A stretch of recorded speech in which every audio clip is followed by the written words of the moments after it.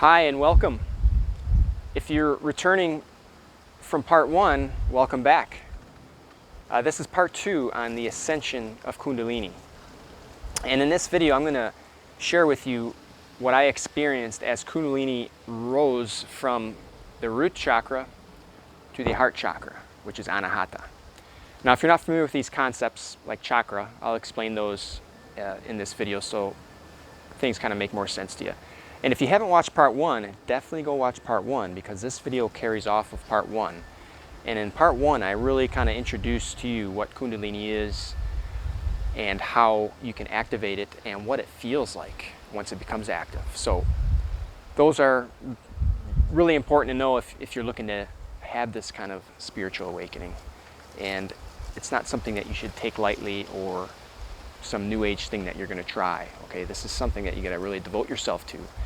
So take the time, do the research, and prepare yourself.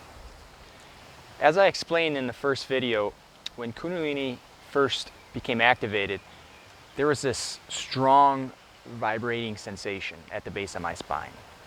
And it felt like this hand, this energy hand gripped around the base of my spine, and it would twist every 5 or 10 minutes. And when it would twist, it would go up a vertebrae. And so this was the kind of the spiral that, if you've done any research, the kind of spiral that this energy does as it ascends. So the next day, I meditated like I normally do, and I noticed this pressure right in the middle of my back, right where it ended the day before, right where it seemed to stop ascending. And this was right in the middle of my back, right in this area. If you can see, I have a knot right there from scoliosis, a curve in my spine. It's straight now, which I'll explain later how it got straight, but that was really curved before, and that's where it stopped. Kundalini stopped. So I meditated, and when you meditate, you're drawing in more energy, and Kundalini starts becoming focused. Okay, and your focus and your attention, when it's drawn inside, puts focus on the energy that's inside of you, and you can start manipulating it and managing it, and you'll learn how to do this as you progress.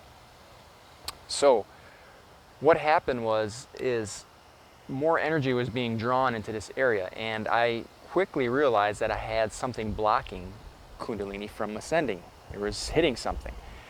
And I didn't figure this out exactly why. I just knew something was wrong, because the pressure would get painful, and I would have to take my attention off Kundalini and put it in my third eye, where I normally meditate, is my point of focus. And what this led to, and what I'm telling you now is probably going over 2 to 3 months, okay, as I struggled with this, trying to break through this block, okay? And this block is in the area of what's called Anahata, which is the heart chakra. And if you're not familiar with chakras, just think of them as major energy centers within your body, okay? I'm not going to get into too much of that, but tons of stuff on the internet on that, and it's definitely something you should know and understand before getting into this kind of practice. So what happens is I would focus my attention here, because it was just getting too painful. I thought I was going to injure myself. I mean, the mass of energy just seemed to grow a little bit more and a little bit more, because my meditation progressed. It grew a little bit more. So there's just more and more energy. And Kundalini, it was new to me, and I don't know if there was just more Kundalini continuing to come and fill it up, but I felt like I had a kinked hose, like my spine was a garden hose that had a kink in it. And as more pressure and more water went in, this hose just wanted to burst, and I thought I was going to pop a vertebrae out of place or something. So focusing here, what happened is caused Kundalini to go around this Anahata center, and it ended up in my trapezoid, my left trapezoid. And it got really painful. It felt like I pulled a muscle. You know how that feels in your neck when you pull a muscle or a tendon, and it's like all swollen and it just hurts. It feels like it's just like a cable, a steel cable. Well, that's what it felt like. And I struggle with that, and this taught me really how to focus during meditation, because I could put all my attention there, all my focus there, and kind of surrender to it, and then I could shift my focus, and that energy would follow my focus, if that makes sense.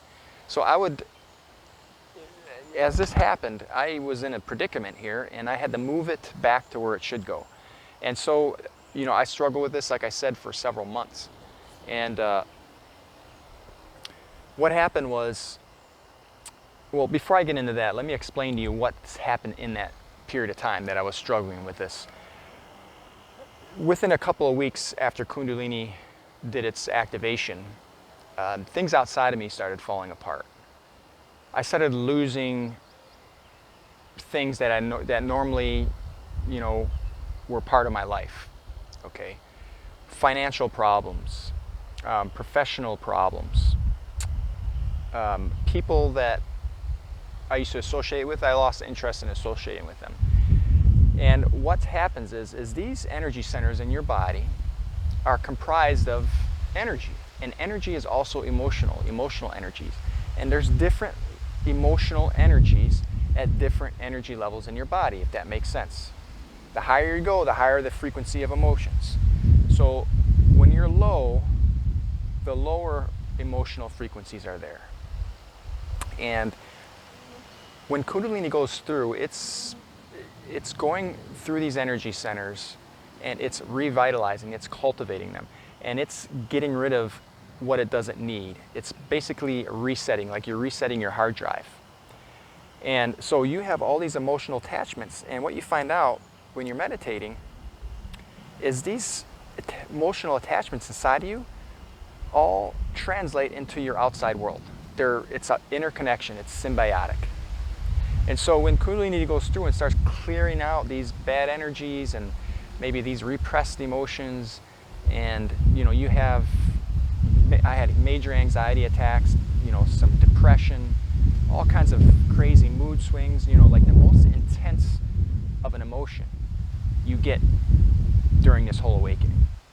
Whether it's bliss, whether it's anxiety, whether it's depression, whether it's anger, all these emotions you're gonna trigger as this energy goes through your system and starts cutting these attachments.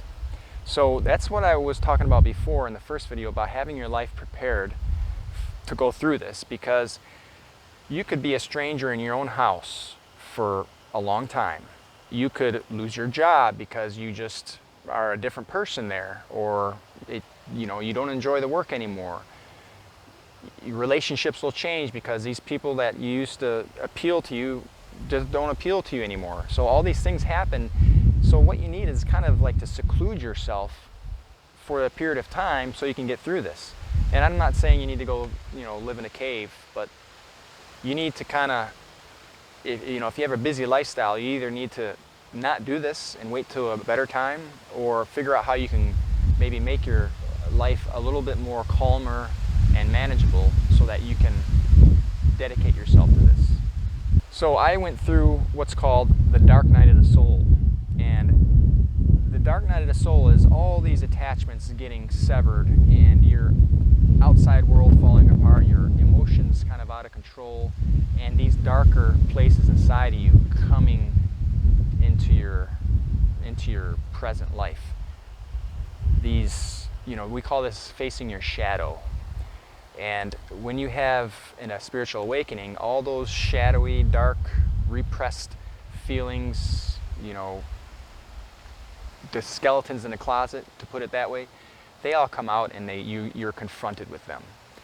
And this happens to me a lot during meditation. As Kundalini rises into a certain level, all of a sudden this memory or this event comes into my mind. It just, boom, it's there. And I'm living it like I'm right there, but the emotion of it is so powerful. And whether it's a fearful event, something that traumatized you, or something that you know, maybe excited you a lot, it could be also. But you're gonna be confronted with these darker parts of you, and this is all part of the healing and all part of the awakening. And by you surrendering to it and letting that letting that feeling, let all of it just come into you and become that shadow, okay? And then let it go. And then it goes. And it's no longer repressed in this energy center. It's gone, okay? And this is how you heal yourself from the inside. Now, what happened to me is I had a lot of little emotional breakthroughs in this probably 3 or 4 month period. But I got, and I'm still struggling with that pressure. I couldn't get it past the middle of my back. It would go around it, and then it would cause me pain under my neck and my shoulders and so on. So what happened one night is I decided, okay, I'm going all in.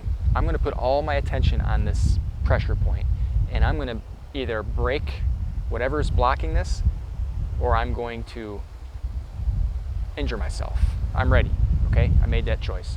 Now, I need to tell you that I started probably in a month after Kundalini awakened, adding all these different yoga practices that focused on my neck and my back, which is Anahata, opening up the chest. All those things are help facilitate Kundalini rising through those areas. So, in conjunction with the yoga, I noticed I was getting a little bit more flexible, and my meditations were getting better. I was able to sit longer and sit more correctly. And so they worked hand in hand. The yoga, the physical yoga and the meditation progress worked hand in hand in helping me break through this. So I was meditating and put all my focus on that pressure point, and it just, like a balloon, like ready to pop. And all of a sudden, I was drawn into this memory. I was 2 to 3 years old, and it was a memory of me standing in the kitchen looking up at my father, and it was a very traumatic memory. And I felt my father's hatred, and he had his hand around my hair with that, just staring at me with hate and anger, and just, wishing I felt like, as a child, you don't know what to do. It was heartbreaking for me because it's your father, and it was also terrified me. I thought he wanted to kill me, and as a child, you don't even know what that means. You just know your life's in danger. At the same time, your heart's being broken, but you're so scared that you repress that broken heart and wanting to cry out, and you're just frozen there. And I realized that I repressed that whole event, and those big emotional events, especially have to do with love and those kind of things, get stored in your heart chakra.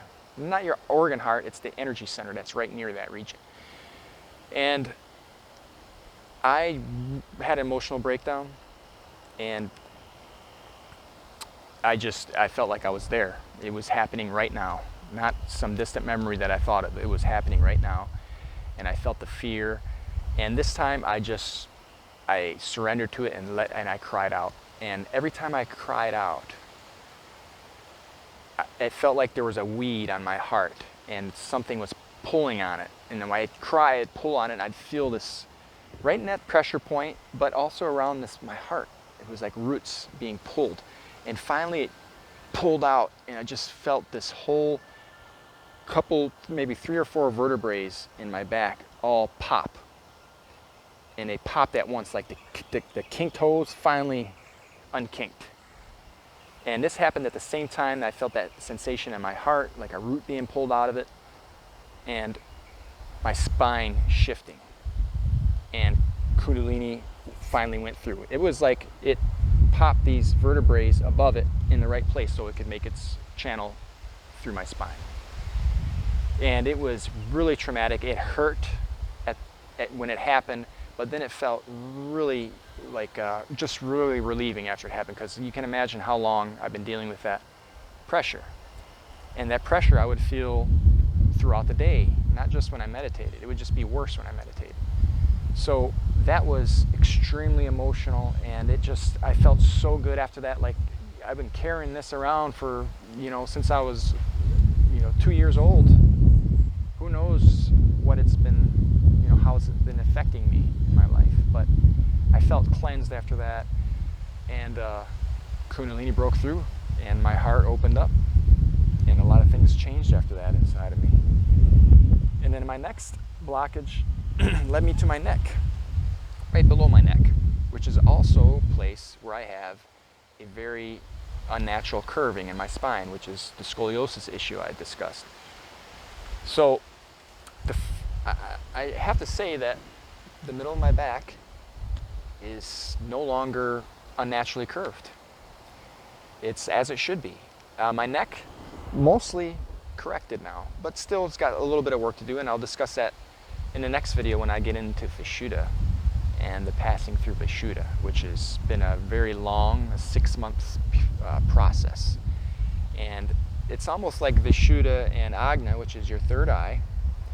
They're very connected. So when you're working on one, the other one you feel being activated slightly also. So one thing to understand when Kundalini is going through you is you have your normal active body energy, and you have Kundalini, which is this, it's same energy, it's just this massive amount that's been dormant for so long that you might be focusing on your third eye and you'll feel pressure there.